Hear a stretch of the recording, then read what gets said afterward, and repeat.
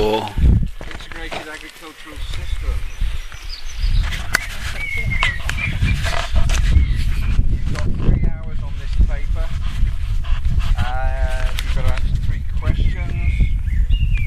There's 8 questions set. However, in one question, you've got 1, 2, 3, 4, 5 different options that you can focus on. And another question, you've got either answer question part A or question part B. So really, you've probably got 11 or 12 topics that you can look at, which is probably about right the different people that are lectured on that module.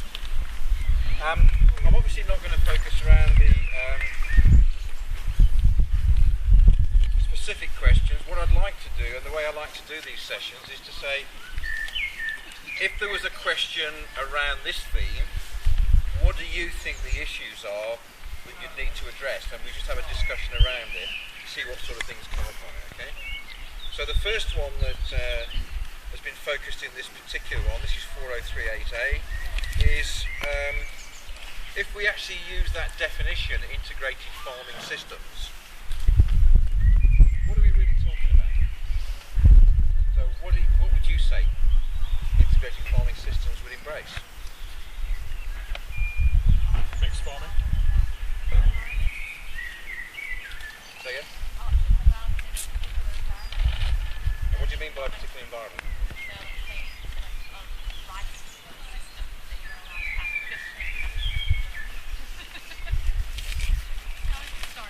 Okay, no problem. I just want to tease out. Anyone else?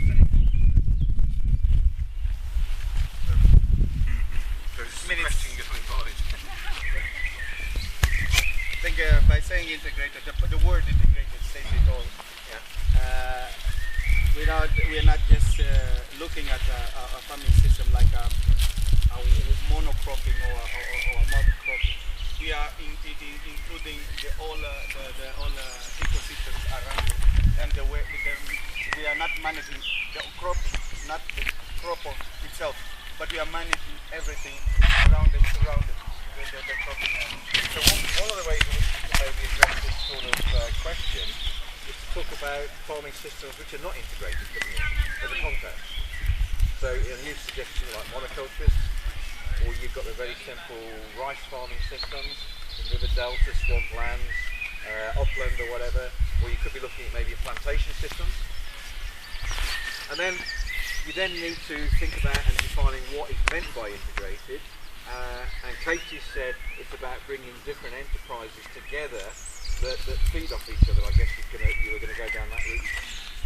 And Yin has talked about how that fits within the agroecological zone and the immediate environment that the farm, the plantation, the farmers on customary land or whatever find themselves. Can you give any examples? Agroforestry. Agroforestry?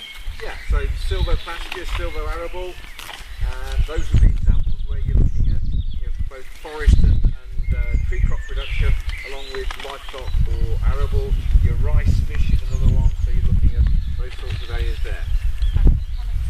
Aquaponics, yeah, would be another example, which would be more of a managed, almost artificial system within containers and within sort of a constructed environment rather than a natural environment. Yeah. So if you do that, what are the sort of benefits that come from that approach? What do you think the benefits come out of it? I mean, here you need to open up the debate around sustainability, don't you? Yes. So what are the economic issues? I mean, if you're doing it with an agroecological point of view, you've got to talk about the environmental issues. Then you've got to talk about whether it's profitable enough to be able to support livelihoods or economic benefit. And then it's the social impacts, whether those are social impacts within the immediate community where production is, or social impacts to consumers who could be anywhere in the world and having views on that. And that could throw in the opportunity, if you want to sort of score a different way, about if you're trying to get social acceptance in communities away from there, how do you brand, how do you develop standards that communicate those issues with it? Okay.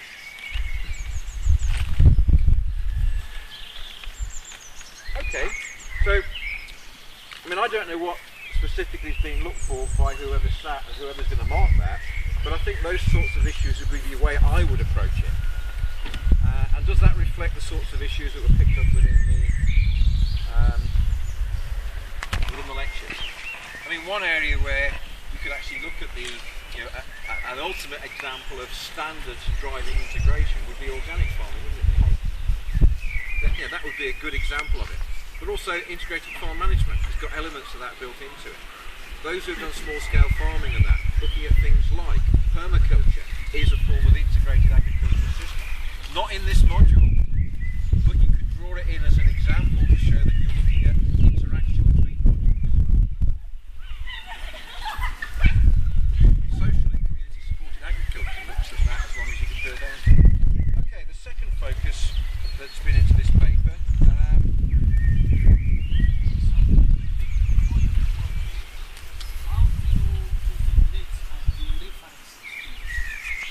Right, what I would suggest you do within exams, particularly in the Ag and Rural Policy, which is a scene paper, and also in the climate change of the scene paper, we would expect you to identify maybe, prevalent and key workers within there, mention their name, their surname. Okay, so if I actually say for John Nixon, tragedy of the commons, what would you IRD say? Who was driving that and the arguments around that? Hardin, isn't it? Hardin. And Austrian. Yeah, so you would actually say, tragedy of the commons as described by Hardin. And that would be it. No dates, no references, you just mention the surname of the people or the institutions which have led in it. Nothing more than that. Okay folks, doing this question, if you had to create an argument around the value and limitations of information and communication technologies in agricultural development, what would you bring into something like that? I guess this is the Julian Swindell lecture. Or would you avoid it? Turn it around the other way. If we actually look what we did in Ag and Rural Policy, and we looked at methods of extension, and we looked at the relationship between extensionist, researcher and farmer, or the private sector, farmer and government, and so you can talk about the models of communication and extension to start with, and then talk about how ICT may overcome some of the limitations. If Yin's sitting in Mozambique and he's got limited access to farmers because of fuel and all the rest of it, if he can connect with them through mobile phones, then he's using ICT to get better connection. But there are downsides that he's not eyeballing people who are actually looking at the crops. But there are projects where they're looking at that way, you can actually take a picture of a case and get it diagnosed for you. So you need to talk all those things into an argument showing the benefits and some of the limitations.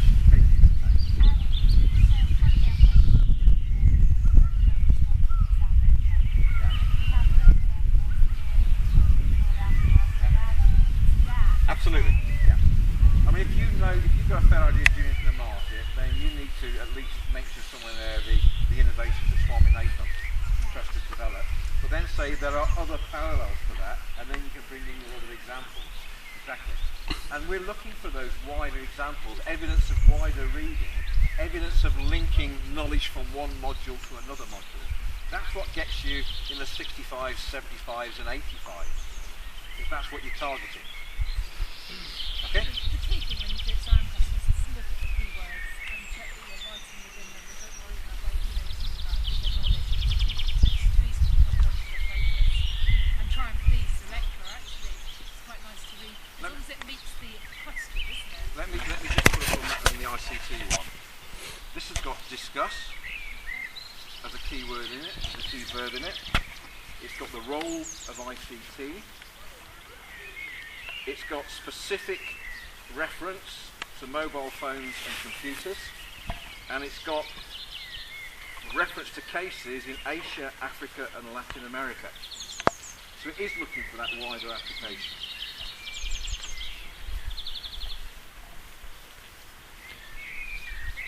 That is an interesting one.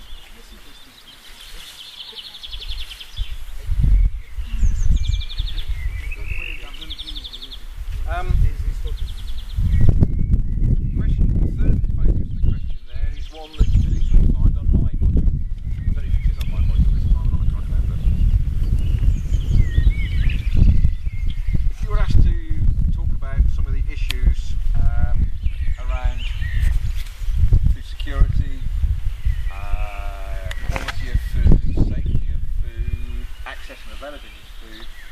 context of community-supported agriculture, what would you bring into that argument? What sort of things would you do there? How would you define CSA? What is it?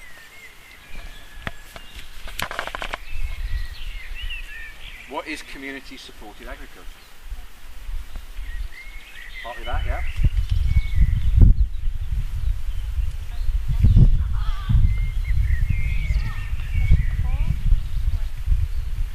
What you've really got here is the consumer and the producer are directly linked. That is the essential part of it.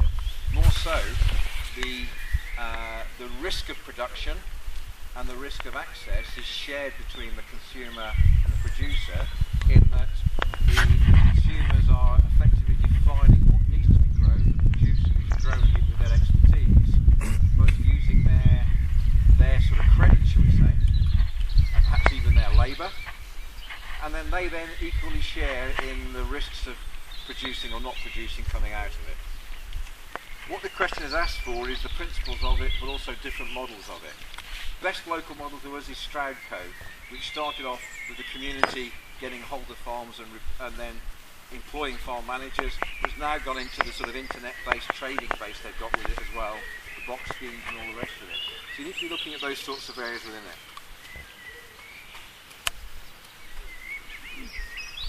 Okay, so there's a focus around CSA from a integrated production perspective. Okay, if you had to talk about tropical farming, okay, in terms of the systems of production, but also the potential for their integration, you need to, in those sorts of questions, bring in some of the specific challenges of farming in tropical conditions. In terms of tropical farming, what types of major production crops have you been exposed to in those lectures? Cassava, that's there. Oil palm, that's there. Jatropha's not there. Banana, yeah.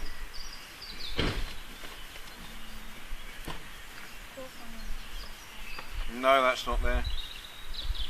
The other two you haven't got there was rambutan as a new crop and lowland rice.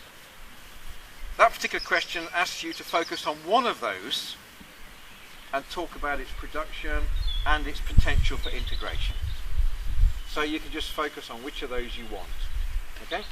So really you've actually got 5 choices there to pick from to work on it.